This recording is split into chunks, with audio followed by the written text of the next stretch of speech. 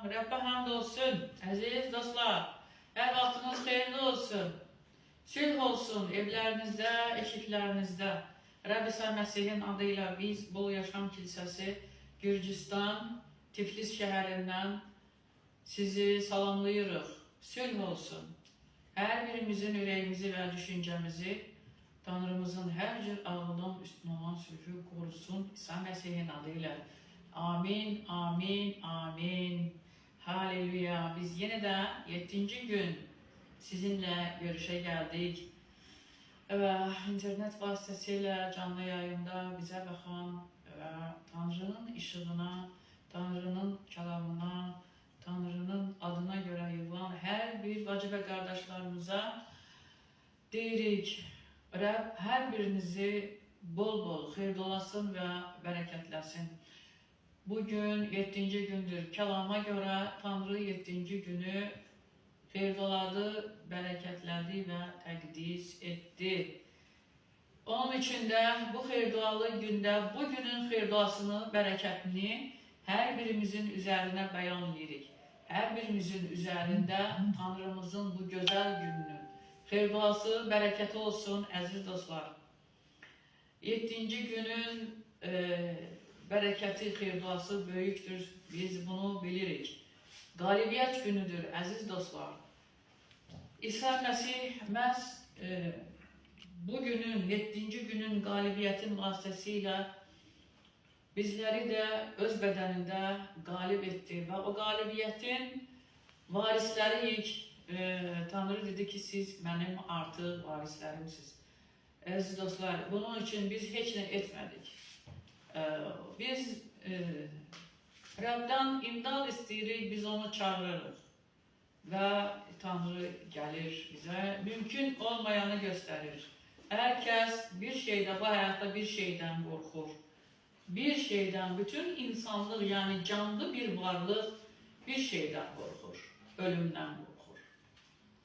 Onu da bizim üçün İsa Məsih yendi və bizə dedi ki, Rəbb dünyanı o kadar sevdi ki, yegane oğlunu ona kurban verdi.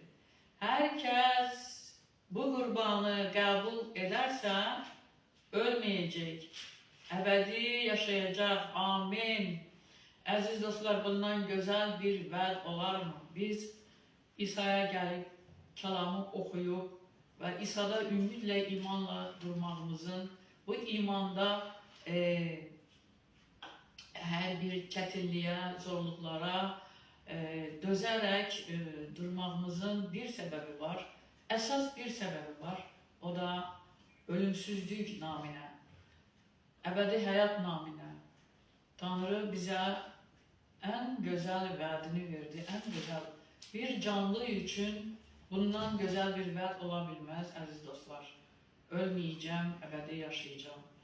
Və bizi ayaqda gəzdirən ruhdur. Bədən isə torpaqdan yaranıb torpağa gedəcək.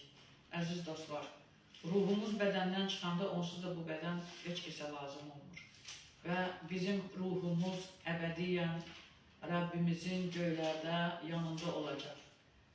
Bu sevincimizi hər kəslə paylaşmamızı, yəni Tanrı da bizdən istədi. Və dedi ki, o axırıncı gün göylərə qalxarkən öz tələbələrinə dedi ki, gedin bütün dünyaya mənim müjdəmi yayın, xilasa gətirin insanları və ata, oğul, müqəddəs ruh naminə vəftiz edin.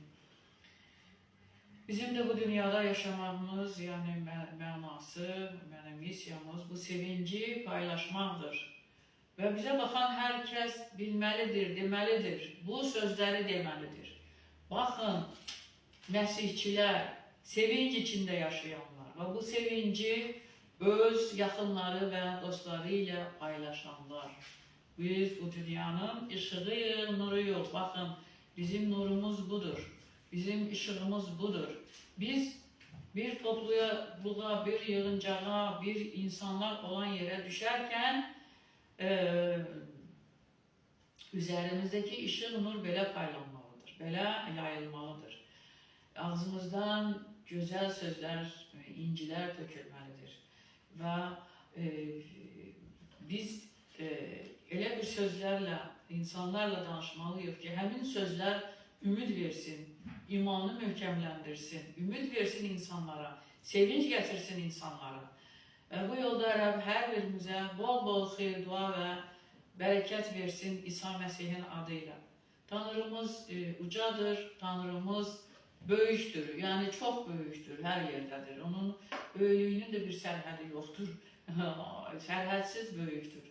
Biz onun ovucunun içindəyik, o hər yerdədir. Yəni bizi saxlayan odur. Yəni biz Rəbbi görmək üçün çox uzaqlara getmək lazım deyil.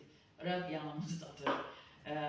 Biz onun əhatəsinin içindəyik, əziz dostlar. Onun içində Rəbbi görmək üçün, baxın, Rəbblə danışmaq üçün yetər ki, bu kitabı tamlıqda, Bibliyanı, 66 kitabı oxuyaq və 66 kitabın içindəki o bir kəlamlara diqqət nəzər yetirək və Tanrının bizlər üçün qoyduğu, yəni 9 ənam var.